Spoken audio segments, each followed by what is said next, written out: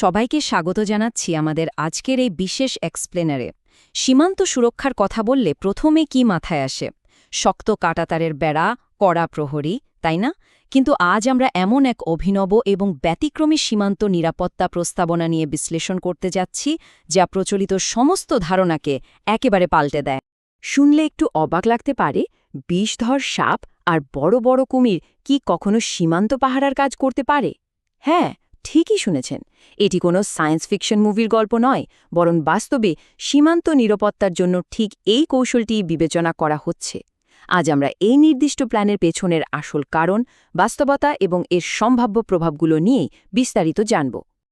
তো চলুন প্রথমেই একটু দেখে নেওয়া যাক ভারত-বাংলাদেশ সীমান্তের ভৌগোলিক রূপরেখাটা আসলে কেমন। ভারত এবং বাংলাদেশের মাঝে মোটামুটি ৪,০৯৬ কিলোমিটারের এক বিশাল সীমান্ত রয়েছে। এর মধ্যে একটা বড় অংশ, মানে প্রায় ৩,০০০ কিলোমিটারে কিন্তু ইতিমধ্যেই শক্ত কাঁটাতারের বেড়া নির্মাণ করা হয়েছে।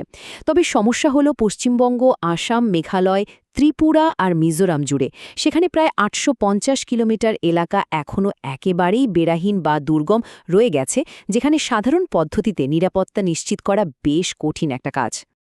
আর ঠিক এই জায়গাটাতেই সবচেয়ে বড় লজিস্টিক্যাল চ্যালেঞ্জটা লুকিয়ে আছে। বিএসএফের তথ্য অনুযায়ী এই বেড়াহীন অংশের মধ্যে প্রায় ১৭৫ কিলোমিটার এলাকা হল একদম দুর্গম নদী আর জলাভূমি, যেখানে প্রচলিত কাঁটাতারের বেড়া বসানো আক্ষরিক অর্থেই প্রায় অসম্ভব। আর ঠিক এই রুটগুলো দিয়েই সবচেয়ে বেশি অনুপ্রবেশ এবং সীমান্ত অপরাধ ঘটে থাকে। মূলত এই ১৭৫ কিলোমিটার জায়গাই হচ্ছে আমাদের আজকের নতুন পরিকল্পনার মূল কেন্দ্রবিন্দু। এই বিশাল নিরাপত্তা চ্যালেঞ্জের সম্ভাব্য সমাধানটা তাহলে কি ভাবা হচ্ছে? চলুন দেখে নিই। আল জাজিরার রিপোর্ট থেকে এই চমকপ্রদ প্ল্যানের পেছনের আমলাতান্ত্রিক গতিবিধিটা জানা যায়। ভারতের কেন্দ্রীয় স্বরাষ্ট্রমন্ত্রী অমিত শাহের নির্দেশনায় এই পরিকল্পনার কাজ এগোচ্ছে। গত ৯ ফেব্রুয়ারি বিএসএফ মহাপরিচালকের উপস্থিতিতে এ নিয়ে একটা প্রাথমিক মিটিং হয়। এরপর ২৬ মার্চ বিএসএফ সদর দপ্তর থেকে আনুষ্ঠানিকভাবে একটা অভ্যন্তরীণ নির্দেশনা জারি করা হয়। উত্তর আর উত্তর পূর্বাঞ্চলের এই নদীমাতৃক এলাকাগুলোতে কুমির আর বিষধর সাপ মোতায়েন করা যায় কিনা তার সম্ভাব্যতা যাচাই করার জন্য। এখন প্রশ্ন হল, এমনটা কেন ভাবা হচ্ছে? কর্তৃপক্ষের যুক্তিটা কিন্তু বেশ সোজাসাপটা। যেখানে দুর্গমতার কারণে সাধারণ বেড়া দেওয়া যাচ্ছে না, সেখানে একটা প্রাকৃতিক বা জীবন্ত প্রতিবন্ধক তৈরি করা।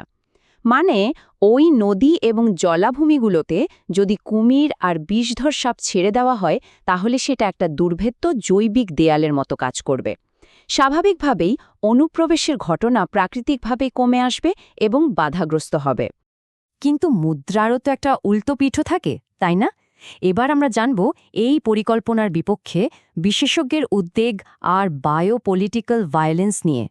মানবাধিকার নিয়ে যারা কাজ করেন তারা এই পুরো ব্যাপারটাকে একটা ভারী প্রাতিষ্ঠানিক শব্দ দিয়ে সংজ্ঞায়িত করছেন। শব্দটা হলো বায়োপলিটিক্যাল ভায়োলেন্স। ব্যাপারটা একটু সহজ করে বলা যাক, মানব জনসংখ্যা নিয়ন্ত্রণ করতে বা তাদের নিরুৎসাহিত করার জন্য যখন ইচ্ছে করে কোনো মারাত্মক প্রাকৃতিক উপাদান বা জৈবিক পদ্ধতি ব্যবহার করা হয়, তাকেই বায়োপলিটিক্যাল ভায়োলেন্স বলা হয়। মানবাধিকার গোষ্ঠীগুলো ঠিক এই তাত্ত্বিক লেন্স দিয়েই পুরো বিষয়টাকে দেখছেন এবং এর তীব্র বিরোধিতা করছেন। আর ঠিক এখান থেকে সবচেয়ে বড় নৈতিক আপত্তিটা উঠে এসেছে।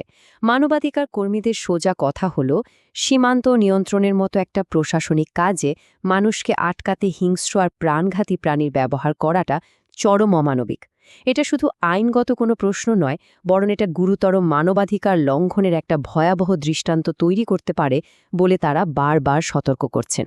শুধু মানবাধিকার নয়, এর সাথে জড়িয়ে আছে পরিবেশ আর সাধারণ মানুষের নিরাপত্তার বিষয়টি। চলুন বিশেষজ্ঞদের সতর্কতাগুলো দেখে নেওয়া যাক। সবচেয়ে গুরুত্বপূর্ণ বিষয় হল বাস্তব ঝুঁকিগুলোর দিকে নজর দেয়া। বন্যপ্রাণী বিশেষজ্ঞরা খুব যৌক্তিকভাবেই মনে করিয়ে দিচ্ছেন যে একটা সাপ বা কুমির তো আর বুঝবে না কে অনুপ্রবেশকারী আর কে সাধারণ মানুষ।